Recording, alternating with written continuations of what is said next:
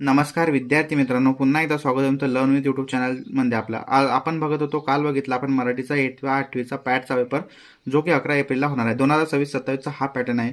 मी तुम्हाला सांगितलेलं होतं कशा प्रकारे तुम्हाला इथे डिटेल फिल करायची आहे.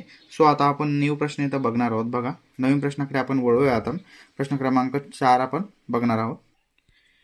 प्रश्न क्रमांक 4 मध्ये तुम्हाला उत्तराचं वाचन करायचं आहे. उत्तरा दिलेला आहे. गेल्या 50 वर्षात विज्ञान, तंत्रज्ञान आणि विकास या दोन गोष्टींमुळे समाज व्यवस्थेत क्रांतिकारी बदल झाला. अनेक क्षेत्रातील ज्ञानाची क्षेत्रे मानवासाठी मोकळी झाली.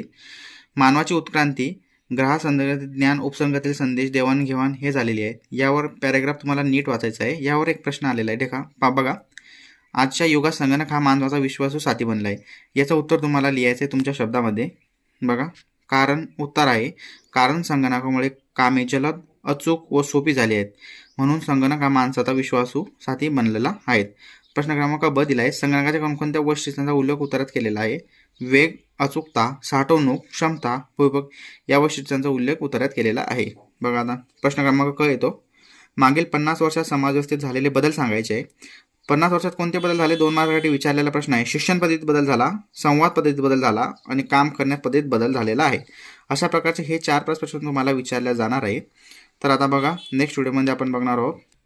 प्रश्न क्रमांक 5 बघा, खालील लेखकाचा भाग दिला आहे, तो मनात वाचा आणि प्रश्नांची उत्तर लिहायची. बघा, एक पॅरेग्राफ दिला आहे. समाज म्हणून आपण परस्परांना मदत करावी, समाजातले प्रश्न सोडावे, कशा प्रकारचे प्रश्न दिले आहेत हे उत्तर तुम्हाला नीट आणि चांगल्या प्रकारे याचं वाचन करायचं आहे. बघा, हे उत्तरामध्ये तुम्ही वाचू शकता. मुख्य म्हणजे काय? कचऱ्याविषयी विचारलेला आहे प्रश्न हा. ठीक आहे, यावर पॅरेग्राफवर तुम्हाला प्रश्न येणार आहे. याचा स्क्रीनशॉट काढून घ्या. बघा, आता पहिला प्रश्न आलेला आहे पॅरेग्राफवर. कचऱ्यामुळे कशाला निमंत्रण मिळते? कचऱ्यामुळे प्रदूषण व रोगराई यांना निमंत्रण मिळते. ठीक आहे. ब आहे, आरोग्याची ऐशी की तैशी होणे म्हणजे काय व ती कशामुळे होते? आरोग्याची ऐशी की तैशी म्हणजे आरोग्य बिघडणे.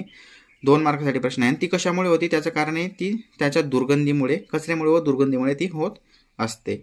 प्रश्न क्रमांक क बघा, कचरा व्यवस्थापन तुला कशा प्रकारे सहभागी होता येईल? तुम्हाला कशा प्रकारे सहभागी होता येईल कचरा व्यवस्थापनामध्ये? तर उत्तर आहे, कचरा व्यवस्थापनात तुला कशा प्रकारे सहभागी होता येईल? तर ओला व सुका कचरा वेगळा करून योग्य ठिकाणी टाकून त्याचा पुनर्वापर करून सहभागी होऊ शकतो. आपण कचऱ्याची विल्हेवाट लावू शकतो व्यवस्थितपणे, तेव्हाच तुला कचऱ्यामध्ये सहभागी होता असं सांगता येईल. ठीक आहे. आता प्रश्न क्रमांक 6 बघा, काय आहे?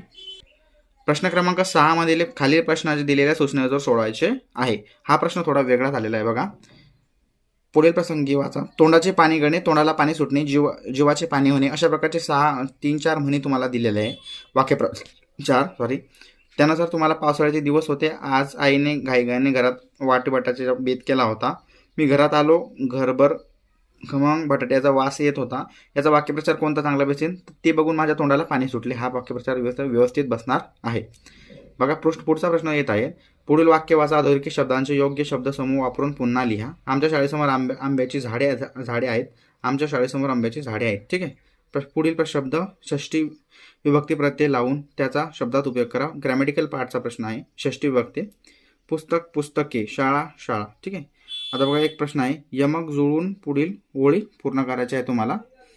जसे हिरवळा पाणी, तेथे स्फूर्ती मजलं गाणी, भिरभरे सुटला वारा, फुलांचा दरवळ सारा. अशा प्रकारचे तुम्हाला कविता कंप्लीट करायची आहे.